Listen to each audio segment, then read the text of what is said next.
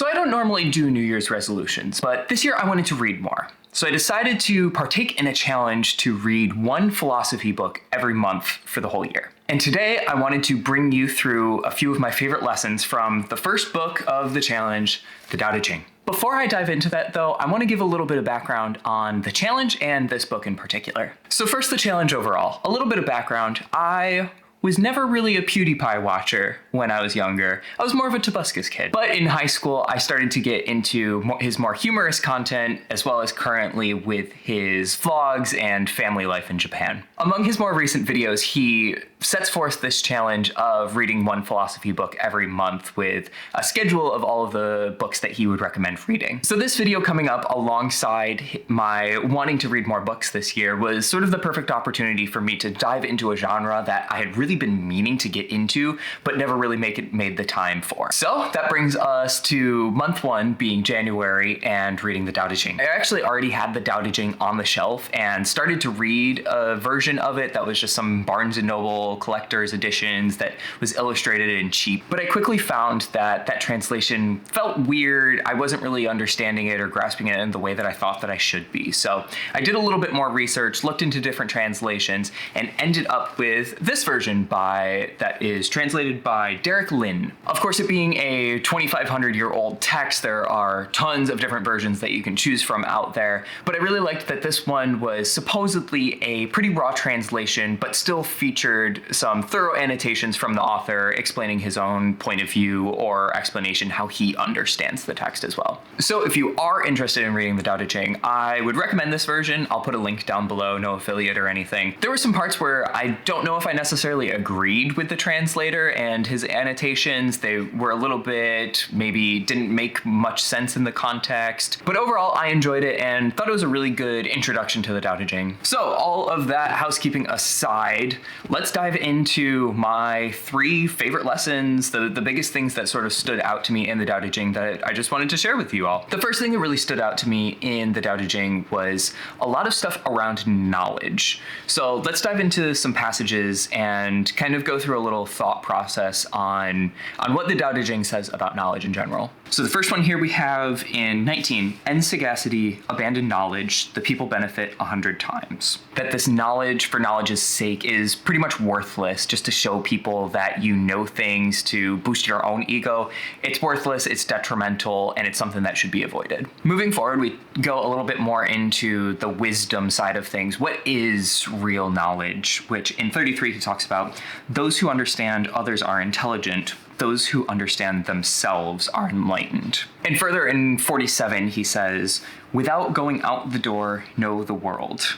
The further one goes, the less one knows. Which is really counterintuitive because you think that like going out and exploring the world is beneficial. You know, you hear people of going and finding themselves in the mountains of Europe. But where this real wisdom or knowledge, the true knowledge that's meaningful comes in is in knowing yourself. And you don't have to go out into the world to know yourself.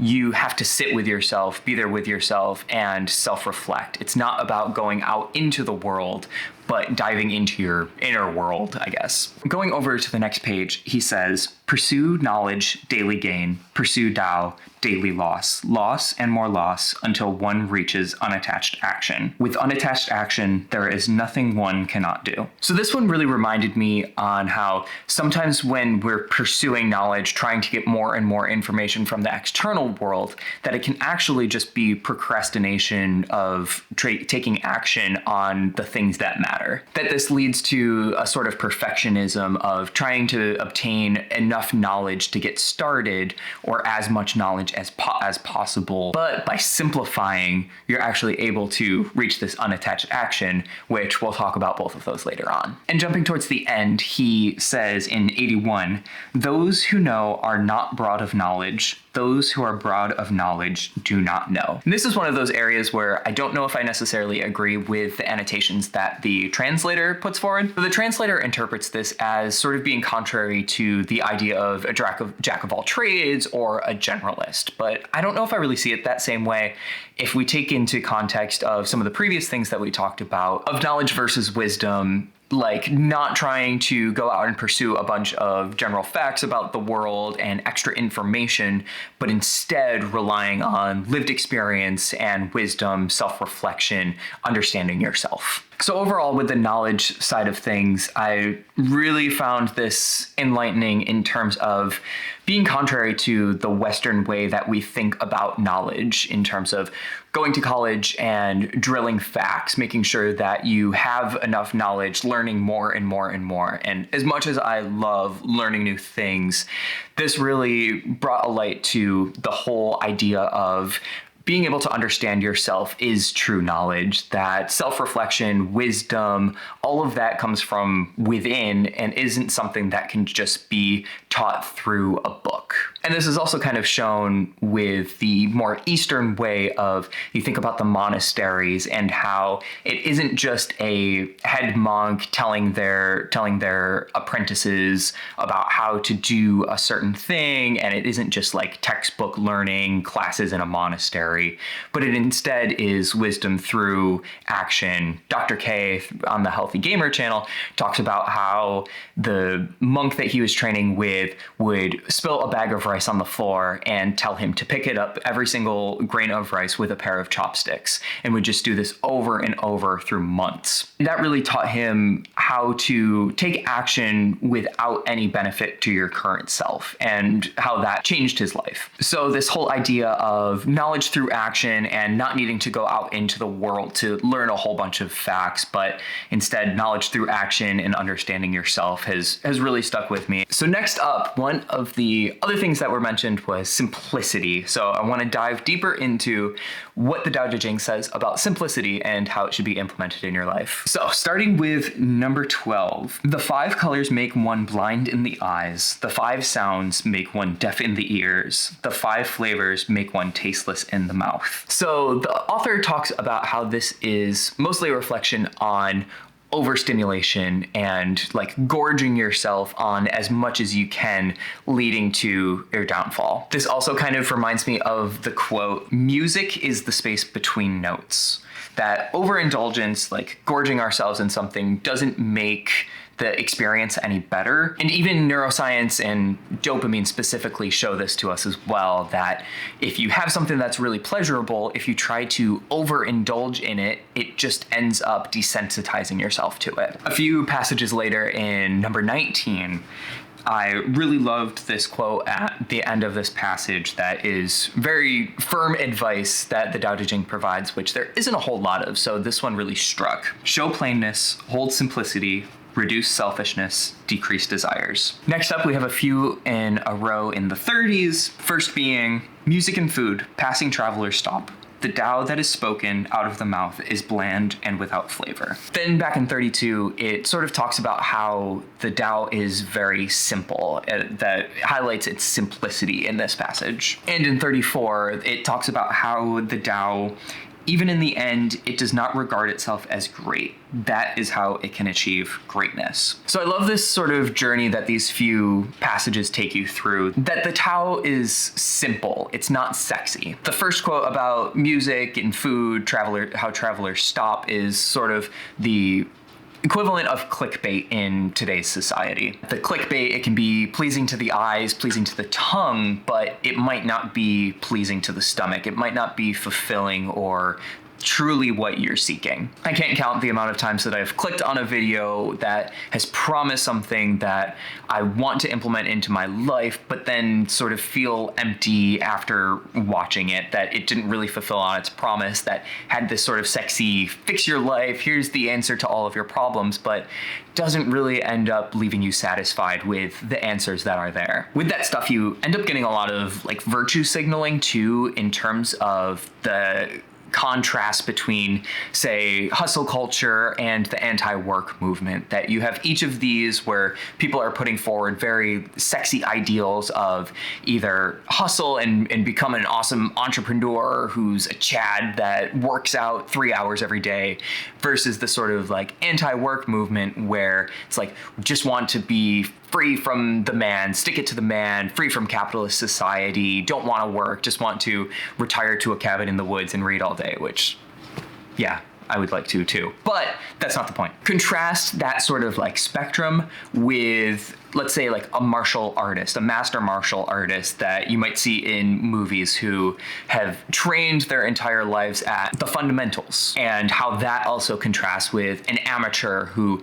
wants to learn all the secret techniques, the fancy, flashy sort of fighting techniques, when really the master martial artist who is able to do that is able to do that because of mastering the fundamentals, the simple stuff. All right, so we have 2 more for simplicity. Next is in 48 again. We have loss and more loss until one reaches unattached action. And back up to 33 again, which we talked about. Those who understand others are intelligent, and those who understand themselves are enlightened. So this kind of goes back to what we were talking about in knowledge as well, that by removing, subtracting, simplifying, we're able to sort of remove the influence of the outside world on ourselves, the scripts or preconceived notions that we already have. By simplifying, by removing those, by sort of removing knowledge, or as we typically see it, we're able to find simplicity and find wisdom. By focusing on yourself, by understanding yourself, that you're able to get more alignment with who you truly are and be able to achieve unattached action or effortless action by being aligned with that true self. And in here, alignment with the Tao. Unattached action, you say? Let's dive into number 3, which we're talking about taking action. Starting in number 64, we get a very famous quote: "A journey of 1,000 miles begins beneath the feet." So a lot of the times we hear this as journey of 1,000 miles begins with a single step, but here the translator says, no, it's actually beneath the feet. And this kind of put a different spin on this quote for me, that it's not the first step, but it's actually where you're standing. You're not able to take that first step without acknowledging where you currently are, where you're currently standing, that the action needs to be a result of reflection on your current state, which I found as a really different shift, as not like, okay, you just need to get started, just get the first thing done, but instead focusing more on where are you, take a stop, take a breath, look at where you are, where are you standing, and then deciding your first course of action from there. Okay, so next up, follow me on this little bit of a crazy detour. But over in 40, we talk about the myriad things of the world are born of being. Being is born of non-being. And then all the way back in 11, he says, mix clay to create a container. In its emptiness, there is the function of a container. So this might be all a bit crazy, but following the last thread on simplicity and removal, we need this space. We need this sort of removal of things in order to give us space. With the container analogy, we're not able to hold any liquids in a container if that container didn't have any empty space in it. And this whole being is born of non-being, I almost see this as a reflection of action too, that action is a result of non-action. So you need this space, this pause, this emptiness in order to be in line with the Tao and therefore create effortless action or unattached action. You can't move forward if you're in reverse. That if you're in reverse, you have to come to a stop first, and then you're able to accelerate forward. Moving on to 63, all of my productivity nerds out there are gonna love this one. Plan difficult tasks through the simplest task. Achieve large tasks through the smallest tasks. Therefore, sages never attempt great deeds all through life. Thus, they can achieve greatness. As we see in a lot of modern productivity advice, of breaking down actions into smaller chunks can help sort of keep overwhelm at bay and reduce procrastination. But it also kind of takes a look at grand goals too, that sages never attempt great deeds all throughout life, thus they can achieve greatness. And recently, Cal Newport, he also kind of talks against grand goal theory, that you shouldn't have a single thing that you think is going to totally revolutionize your life and you're going to change the world with, but it's about smaller things that can bring you closer to your ideal life. With those smaller smaller actions, those smaller steps, we're able to get closer and closer to what we perceive as greatness. And the final quote that I will leave you with is, "The benefits of action without attachment are hardly matched in the world." So when we're overly concerned with the results of our actions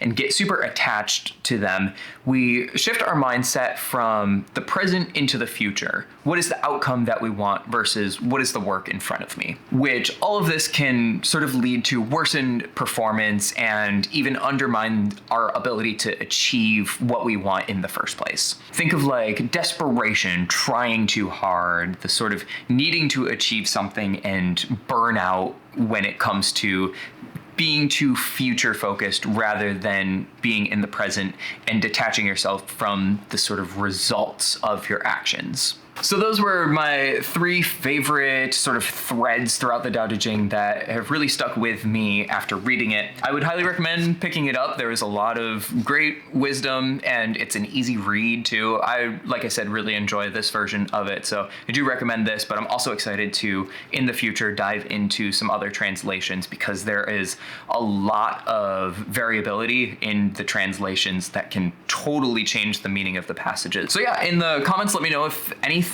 that I talked about today really resonated with you, if you enjoyed any particular sections or any quotes that really stuck out to you too. I would love to hear from you down below. Other than that, thanks so much for watching, and I will see you in the next one. Bye-bye.